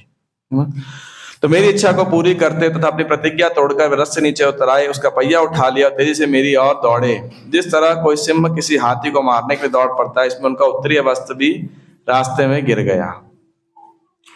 तात्पर्य, तो एक बड़ी अच्छी बात कर रहे हैं देखो यहाँ पे। हालांकि कुरुक्षेत्र का युद्ध सैन्य सिद्धांतों पर लड़ा गया था, लेकिन साथ ही साथ में खेल जैसी भावना भी थी, मानो वह दो मित्रों के बीच होने वाला युद्ध हो। स्पोर्ट्समैनशिप स्पिरिट इसे बोलते हैं ना। दुर्योधन ने भीष्मदेव की आलोचना की और दोषारोपण किया कि वे अर्जुन से पितृवत स्नेह के कारण उसे मारने से हिचकते हैं। एक क्षत्रिय युद्ध के सिद्धांत पर किया गया अपमान सह नहीं सकता, ये है। तो भीष्मदेव बोला ठीक है भाई। तो ये बाबा जी लीला बता रहे हैं कि 5 बाण अब भीष्मदेव ने मान के, दुर्योधन गया तो अपमान किया, तो बोला मार नहीं रहे हो, तो उनको लग गया कल खत्म कर दूंगा उन्हें। भगवान ने, और दुर्योधन को लगा कि भाई अभी तो तैश तैश में बोल दिया है, रात में पछताएंगे, पता नहीं मैं बाण रख लेता हूँ। और श्री कृष्ण ने अर्जुन को क्या बोला? देखो तुम्हें याद है वो जो गंधर्वों का युद्ध हुआ था, वहां पे दुर्योधन से तुम्हें कुछ रिटर्न गिफ्ट लेना था, आज जाओ, उसके बाद बाण रखा है लेके आ जाओ। अर्जुन गया आराम से। तो बोला, दुर्योधन बोला क्या चाहिए तुमको? तुम्हें राज्य भी चाहिए तो वो भी दे दूंगा पूरा। बोला वो तो लड़के ले लेंगे, अभी बाण दे दो बस। बोले राज्य के लिए तो कल सुबह लड़ लेंगे, चिंता मत करो, अभी बाण दे दो। तो अब चले गए। तो सुबह सुबह भीष्मदेव आए, दुर्योधन लाओ भाई हथियार लेके आओ। कहाँ छोड़ दिया? तो बोला कल तो अर्जुन आया ले गया। अर्जुन को कैसे पता लगा भाई? बोले पक्का वो वासुदेव श्री कृष्ण है ना। तो बोला अच्छा चलो ठीक है। मुस्कुराए भीष्मदेव और बोले आज अपने दोस्त 5 को तो बचा लिया तुमने, ले अर्जुन को नहीं बचा पाओगे। और बस भगवान भी जानते थे, भगवान ही मुस्कुरा रहे थे, चलो। तो इसीलिए प्रभा जी आगे लिख रहे हैं, और प्रभा जी भी लिख रहे हैं, महाभारत में वर्णन आता है, ऐसा युद्ध किया भीष्मदेव ने कि अर्जुन और कृष्ण दोनों ही संकट में पड़ गए। The description which Mahabharata tells is कि युद्ध के पेरीफेरी में भी पूरा का पूरा उनका जो वो था रथ था बाणों से ढका हुआ था, है ना, पूरा चारों ओर से। अगर कोई उधर उसको पेनिट्रेट करने का प्रयास करेगा तो सीधा ऊपर जाएगा, वो बाणों से मरेगा सीधा। इतना बाण भीष्म देव ने रात दिया। और अर्जुन को बीच बीच में पितामह दिखते थे तो थोड़ा आराम से लड़ता था। भगवान बोले ये अर्जुन का क्या करूं, एक बार अभी तो सुनाई गीता 7-8 दिन पहले, फिर भूल गया, अब कुछ ऐसा करना पड़ेगा कि भूले ना। तो भगवान जो है, और भगवान का प्रतिज्ञा भी उठा लिया इस प्रकार से। तो फिर अर्जुन ने देखा नहीं ये क्या है, तो अर्जुन भागा, भगवान को पकड़ा, बोले नहीं नहीं मैं करता हूँ, आप बैठो, है ना।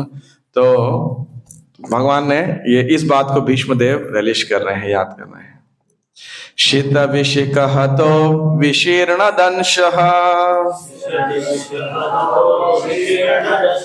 शतज परिप्लुत आततायिनो में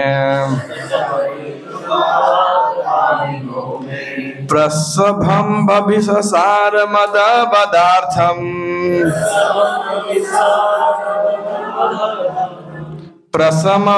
प्रसभमभिससार मदबदार्थम् स भवतु मे भगवान् गतिर्मुकुन्दः।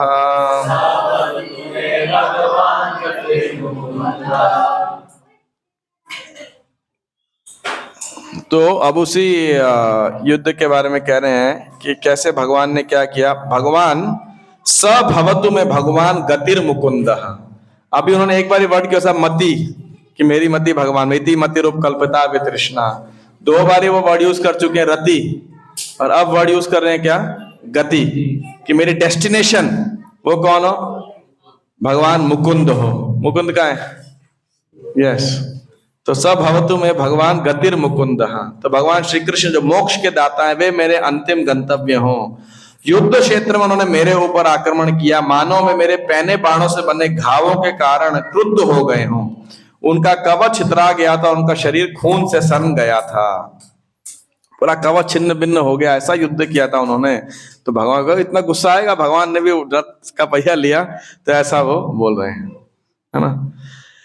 कुरुक्षेत्र के युद्ध क्षेत्र में भगवान श्री कृष्ण और भीष्मदेव के आपसी व्यवहार अत्यंत रोचक हैं, क्योंकि भगवान श्री कृष्ण की गतिविधियां अर्जुन के प्रति पक्षपात पूर्ण और भीष्म के प्रति शत्रुता पूर्ण लग रही है, लेकिन वास्तव में यह सब कुछ महान भक्त भीष्मदेव के प्रति विशेष अनुग्रह दिखाने के लिए था। सोचिए, such a relationship, you know, Krishna is so partial to Bhishma, you know, all this is not seen by Arjuna, लेकिन कृष्ण उसको भीष्मदेव से देख रहे हैं, और इसलिए करें ऐसे आचरणों की सबसे बड़ी विशेषता यह होती है कि भक्त शत्रु का अभिनय करते हुए भी भगवान को प्रसन्न कर सकता है।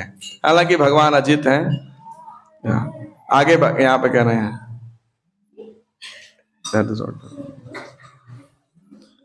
तो intuition. You tell him I'm giving class. Speak to him. Something else. तो भीष्मदेव ने एक वीर योद्धा की भूमिका निभाई, और उन्होंने जानबूझकर भगवान के शरीर को बाणों से बींध दिया, जिससे सामान्य लोगों की दृष्टि में भगवान घायल प्रतीत तो हुए, लेकिन वास्तव में यह अभक्तों को, आपको दिख रहा है ना, नहीं, मोहग्रस्त करने के लिए था। पूर्णतः दिव्य शरीर कभी घायल नहीं किया जा सकता, और भक्त कभी भी भगवान का शत्रु नहीं बन सकता। यदि ऐसा ही होता तो भीष्मदेव उन्हीं भगवान को अपने जीवन के अंतिम गंतव्य के रूप में न चाहते। यदि भीष्मदेव कृष्ण के शत्रु होते तो कृष्ण बिना हिले डुले ही उनका विनाश कर देते। उन्हें रक्त से सने घाव लेकर भीष्मदेव के समक्ष आने की आवश्यकता नहीं थी, लेकिन उन्होंने ऐसा किया क्योंकि यह योद्धा भक्त अपने द्वारा उत्पन्न घावों से सुशोभित भगवान के दिव्य सौंदर्य का दर्शन करना चाह रहा था। यह है दिव्य रस के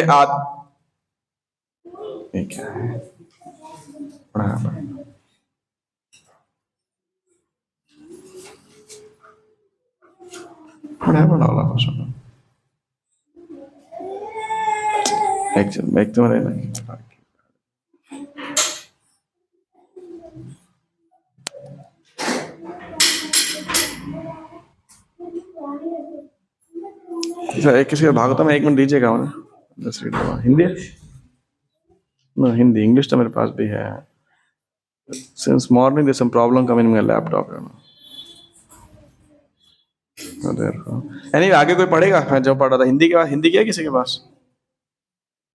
Everybody is reading in English, huh? I also give class in English better. I am more comfortable in English. Huh? Which verse we are on? 30.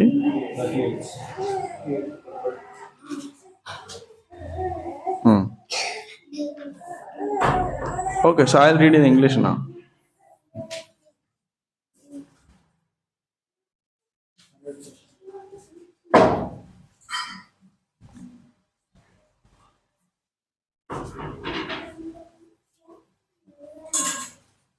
Hmm.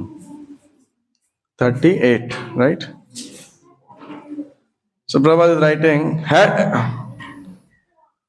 but it did so because the warrior devotee wanted to see the transcendental beauty of the Lord decorated with wounds created by a pure devotee. This is the way of exchanging transcendental rasa or relationship between the Lord and the servitor. By such dealings, both the Lord and the devotee become glorified in their respective positions. The Lord was so angry that Arjuna checked him when he was moving towards Bhishma Deva. But in spite of Arjuna's checking, he proceeded toward Bhishma Deva as a lover goes to a lover, without caring for hindrances. Apparently, his determination was to kill Bhishma Deva, but factually it was to please him, a great devotee of the Lord. The Lord is undoubted the deliverer of all conditioned souls. The impersonal desire salvation from him, and he always awards them according to their aspiration. But here, Bhishma Dev prays the ultimate destination of his life with the Lord in his personal feature. All pure devotees aspire for this. तो such a sweet thing, ना? हमेशा लगेगा कि अर्जुन को बचाने के लिए जा रहे थे. But this is, our Acharya is explaining what is it, and Bhishma himself is saying, why you are coming to me? Because that's my relation. वो जो कोई पता ना अहंकार है कि मैं आपका सेवक हूँ. You see, that's the relation between both of them. Such a sweet relationship between Krishna and Bhishma. If you compile, into different headings and so forth, you simply relish it. Wow. इसलिए भीष्म पंचक होता है. मैं लोगों से पूछता हूँ बाद में, आप व्रत तो रखते हो, कुछ कुछ ये उपवास रखते हो, भीष्म स्तुति पढ़ते हो, है ना? तो बोलते ये क्या करना है? उन्होंने भाई क्या कर रहे थे? खाना पीने से ज्यादा important is the meditation basically, है ना? विजय रथ कुटुंब आततोत्रे धृत हय रश्मिनि तत्श्रीये क्षणीये भगवती रतिरस्तु मे मुमुर्षोर भगवती रतिरस्तु मे मुमुर्षोर यमिह निरीक्ष्य हता गतः स्वरूपम. अब वो आएगा धृत हय रश्मिनी, जो रस्सी खींच रहे हैं वो फीचर यहाँ पे. विजय रथ, विजय रथ मतलब किसका रथ? अर्जुन का रथ. कुटुंब आततोत्रे, है ना? तो भगवान पूरा रिस्क लेकर के, हाथ में चाबुक लेकर के अर्जुन की रक्षा कर रहे हैं. धृत हय रश्मिनी, घोड़ों को कंट्रोल कर रहे हैं. तत्श्री, और बहुत सुंदर लग रहे हैं भगवान देखने के अंदर, है ना? उल्टे हाथ में या सीधे हाथ में उन्होंने वो पकड़ी हुई रस्सी, और उल्टे हाथ से और सीधे हाथ से क्या कर रहे हैं? चाबुक मारे. Looks like Krishna is right handed, looks like that. Of course he is dexterous, but and और वो कह रहे हैं यमिह निरीक्ष्य हता गता स्वरूपम, जिन्होंने कुरुक्षेत्र के युद्ध स्थल में उनका निरीक्षण किया, देखा, गता स्वरूपम, उनको अपना स्वरूप, सिद्ध स्वरूप प्राप्त हुआ, basically original forms after death. तो क्या हो? भगवती रतिरस्तु, उस भगवान में मेरी रति हो, मेरा अट्रैक्शन हो. ब्यूटीफुल वर्स, नहीं? आततोत्रे. At the moment of death let my attraction be to Sri Krishna, the personality of Godhead. I concentrate my mind upon Arjuna's chariot driver, who stood with a whip in his right hand and a bridle rope in his left,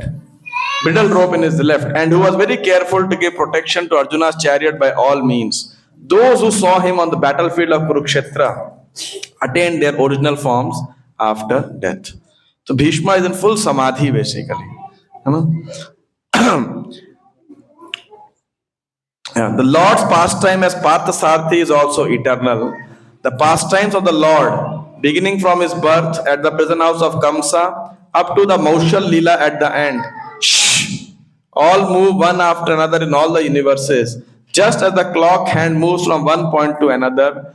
And in such pastimes, his associate like Pandavas and Bhishma are constant eternal companions. So Bhishma Dev never forgot the beautiful feature of the Lord as Parthasarathi, which even Arjuna could not see. Arjuna was behind the beautiful Parthasarathi, while Bhishma Dev was just in front of the Lord. As far as the military feature of the Lord is concerned, Bhishma Dev observed this with more relish than Arjuna.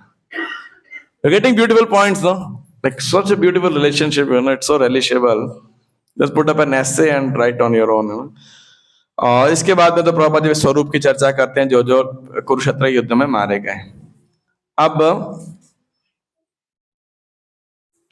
अब Bhishmadev surprisingly Bhishmadev ब्रजवधु गोपियों की भी यहाँ पे चर्चा करते हैं, है ना? कृष्ण की ब्रजलीला की इस एक श्लोक के अंदर चर्चा करते हैं। ऐसा नहीं है कि भीष्मदेव को कृष्ण की ब्रजलीला के बारे में, माधुर्य रस के बारे में, वात्सल्य के बारे में, साख्य के बारे में जानकारी नहीं है, लेकिन उनका रिलिश किस फॉर्म में है? भगवान के वीर रस, मिलिट्री फीचर के अंदर। ललित गति विलास वल्गुहास प्रणय निरीक्षण कल्पितो रुमानः कृतमनुकृत भत्य उन्मदान्धाः प्रकृति मगन किल यस्य गोपवध्वः। Let my mind be fixed upon Lord Shri Krishna, whose motions and smiles of love attracted the damsels of Rajadhama, the gopis. The damsels imitated the characteristic movements of the Lord after his disappearance from the rasa dance. तो मेरा मन, उनको पता है ब्रज में रास लीला के दौरान श्री कृष्ण अदृश्य हो गए थे, तो मेरा मन उस कृष्ण में हो, है ना, जो ब्रज वधुओं के साथ रास लीला कर रहे थे, और उसमें भगवान जो है, जो गोपियां हैं भगवान के अप्रकट होने के बाद क्या कर रही हैं? भगवान की एक्टिविटीज का मतलब नकल उतार रही हैं, अनुकरण कर रही हैं बेसिकली। अब यहाँ पे ये भीष्म देव गोपियों का गुणगान क्यों कर रहे हैं? कोई अंदाजा? ओके, क्लोज 60-70% तक आप आ गए, क्योंकि भगवान के सबसे प्रिय भक्त हैं गोपियां। और हाँ, यस, क्योंकि भगवान बहुत प्रसन्न होते हैं जब उनके भक्तों का गुणगान किया जाता है, और खासकर गोपियों का गुणगान किया जाए तो भगवान कितने ही प्रसन्न होंगे। The Lord is satisfied more when his pure devotees are glorified, and therefore Bhishma Dev has not only glorified the acts of Arjuna, his immediate object of attraction, but has also remembered the gopis who are endowed with unrivaled opportunities for rendering loving service to the Lord. Like that. तो इस प्रकार से, so see, Bhishma is not envious in any way, competitive. No, he's just so Krishna conscious, है ना? गोपियों के साथ में भगवान के गोपियों का गुणगान कर रहे हैं। मुनिगण नृपवर्य संकुलयन्तः मुनिगण नृपवर्य संकुलयन्तः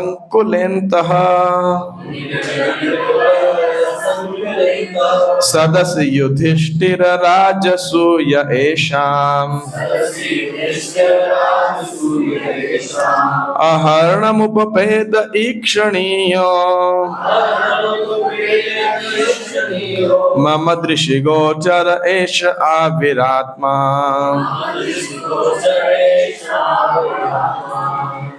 At the Rajasuya Yajna sacrifice performed by Yudhishthira, there was the greatest assembly of all the elite men of the world, the royal and the learned orders. And in that great assembly, Lord Shri Krishna was worshipped by one and all as the most exalted personality of Godhead. This happened during my presence, and I remember the incident in order to keep my mind upon the Lord. कि भगवान श्री कृष्ण की अग्र पूजा हुई थी, तो उसके अंदर वो मेरे उपस्थिति के सामने हुई थी। तो प्रभुपाद जी राजसूय यज्ञ को एक्सप्लेन करते हैं और किस प्रकार श्री कृष्ण की अग्र पूजा वहां पर हुई बेसिकली। तमिम, तो उस बात को श्री भीष्म याद कर रहे हैं यहाँ पे। तमिमम अहमजम शरीर भाजाम हृदिष्टितमात्मकल्पितानां प्रतिदृश्यमिव नैकधार्कमेकम् समधिगतोऽस्मि विधूत भेदमोहः। अजम भगवान अनबॉर्न है, शरीर भाजाम हृदय दिष्टितम आत्मकल्पितानाम। Now I can meditate with full concentration upon that one Lord Shri Krishna now present before me, because now I have transcended the misconceptions of duality in regard to his presence in everyone's heart, even in the hearts of the mental speculators. He is in everyone's heart. The sun may be perceived differently, but the sun is one. तो कह रहे हैं कि देखिए, normally जब इस संसार में हमें डील करना होता है तो मैं मेरा नहीं, हाँ मैं मेरा, तू और तेरा, मतलब you know I mean me, I and you, इसके कॉन्सेप्शन पे आपको डील करना पड़ता है। स्वाभाविक है, करना पड़ेगा वो तो, कि हाँ जी, तो ये हमें उसके शरीर के हिसाब से ये सब करना पड़ता है। और कितनी बारी ऐसा होता है जब हम किसी के साथ में डील करते हैं तो हम ऐसा सोचते हैं, देख पाते हैं कि ये श्री कृष्ण का अंश है। ऐसा आप में से कितने लोग कर पाते हो? दिन में एक बार ऐसा कर लेते हो किसी एक व्यक्ति के साथ में? है ना, मुश्किल है ना, कहना आसान है। तो वो कह रहे हैं कि अब मैं क्लियरली भगवान श्री कृष्ण की प्रेजेंस को देख सकता हूं, लाइक दैट। सूर्य अलग अलग प्रकार से देखा जा सकता है, कोई बोलेगा, मतलब उसकी परसेप्शन अलग अलग हो सकती है लोगों की, लेकिन सूर्य तो एक ही है। उसी प्रकार भगवान एक हैं, लेकिन अलग अलग जीवों के अंदर भगवान जो है, भगवान रहते हैं बेसिकली, है ना।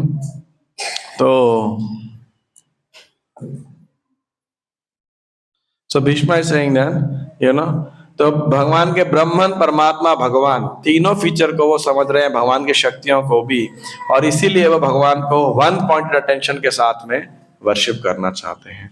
और यहाँ पे श्री भीष्म देव की स्तुतियां समाप्त होती है और सूत गोस्वामी आगे कहते हैं, सूत उवाच कृष्ण एवं भगवती मनोवाग दृष्टिवृत्तिभिः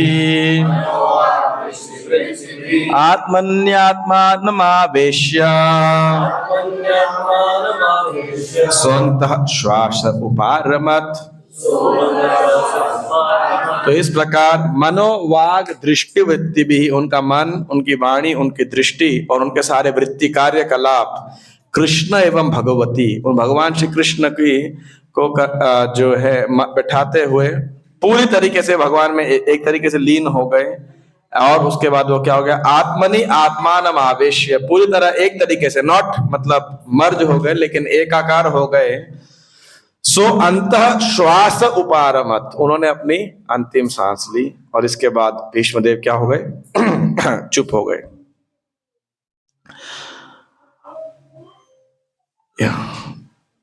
और जब भीष्मदेव चुप हो गए तो यहाँ पे वर्णन आता है, संपद्यमानम आज्ञाय भीष्मं ब्रह्मणि निष्कले सर्वे बभूवुस्ते तूष्णीं वयांसि बदनात्यये। तो भीष्मदेव ने जब शरीर छोड़ दिया और भगवान में लीन हो गए, यानी परम सत्य को उन्होंने प्राप्त कर लिया, तो सारे जिस प्रकार दिन के अंत में पक्षी चुप हो जाते हैं, तो उसी प्रकार से सभी जो लोग थे, जितने लोग उपस्थित थे, वे सब मौन धारण कर लिया उन्होंने उस प्रकार से। और प्रभुपाद जी फिर ये बात आगे बता रहे हैं इसके अंतिम पैराग्राफ में, इस श्लोक के 44 के। Bhishma Dev as a pure devotee of the lord entered the spiritual realm in one of the Vaikuntha planets, where the Lord in his eternal form of Parthasarathi predominates over the unconditioned living beings who are constantly engaged in service of the Lord. The love and affection which bind the Lord and the devotee are exhibited in the case of Bhishma Deva. Bhishmadev never forgot the Lord in his transcendental feature as Partha Sarathi, and the Lord was present personally before Bhishmadeva while he was passing through the transcendental world. That is the highest perfection of life. Shri Bhishmadev की जय। तो अब बचा हुआ अध्याय हम अगली बारी समाप्त करेंगे। जब ये अध्याय को अभी I'll sing a song, भजन में गाने वाला हूं। आप प्रेडिक्ट कर सकते हो कौन सा भजन गाने वाला हूं मैं? What is the most relevant bhajan at this point of time? जय अनिलो प्रेमधन करुणा प्रचुर हेना प्रभु कोथा गेला आचार्य ठाकुर। इसके बाद क्या होगा जैसे अगली क्लास में चर्चा करने के लिए, तो अब सब लोग जाएंगे, अपने अपने कर्म में लीन होंगे और युधिष्ठिर का अज्ञानता दूर हो जाएगी। तो जो शौनक आदि ऋषि हैं ये लोग सब पूछेंगे क्वेश्चन। क्या क्वेश्चन पूछेंगे? आपके मन में क्या क्वेश्चन आएगा? मान लो ये समाप्त होने पे, अभी समाप्त हो गया, सब घर चले गए, भीष्म शहीद छोड़ दिया, पांडव लोग घर चले गए, तो कोई एक बिल्कुल common sense, most common sense question आपके दिमाग में क्या आएगा? यस, एक मिनट, ओ हो गया, लीला खत्म हो गई भाई। अब आगे शौनक आदेश आगे समझ गए हो तो यस बोले वसुदेव प्रभु। हाँ बोले अब तो देखो भीष्म से ज्ञान प्राप्त कर लिया, लेकिन भीष्मदेव ने भी शरीर छोड़ दिया, युधिष्ठिर ने कैसे उनकी आज्ञा पालन करते हुए राज्य भार संभाला। मतलब सेवा नहीं छूटना चाहिए, जो उनका कार्यभार था, जो भगवान ने दायित्व दिया था उन्हें, उसको कैसे निभाया उन्होंने। और फिर सूत गोस्वामी जो है युधिष्ठिर के राज्य की चर्चा करने वाले हैं, तो राज्य की क्या दशा थी, तो 5-6 श्लोक 7-8 श्लोक के अंदर चर्चा करेंगे। और फिर बोलेंगे श्री कृष्ण वहां रुके थे और अब श्री कृष्ण कहाँ प्रस्थान करने लगेंगे? हस्तिनापुर से प्रस्थान करने लगेंगे, कहाँ के लिए? द्वारका के लिए। तो अध्याय 10 विल बी ऑफ सेपरेशन। क्या सेपरेशन था? कि श्री कृष्ण हस्तिनापुर वासियों से दूर जा रहे हैं। और 11वां अध्याय क्या है? श्री कृष्ण द्वारका वासियों से उनका मिलन हो रहा है। So this 11th and 12th, 10th and 11th chapter contains both the feelings of separation and feelings of interaction. Sorry? Union is right word. Sambhog and Vipralamba, Viraha. So that's how this chapter flows. तो ये question Shaunak आदि ऋषि पूछेंगे। Should I put the, आपको याद है भजन? यहाँ पर मैं मोबाइल में निकाल सकते हो, बिकॉज मेरे को निकालने में उससे टाइम लगे इसमें। जय अनिल प्रेमधन करुणा प्रचुर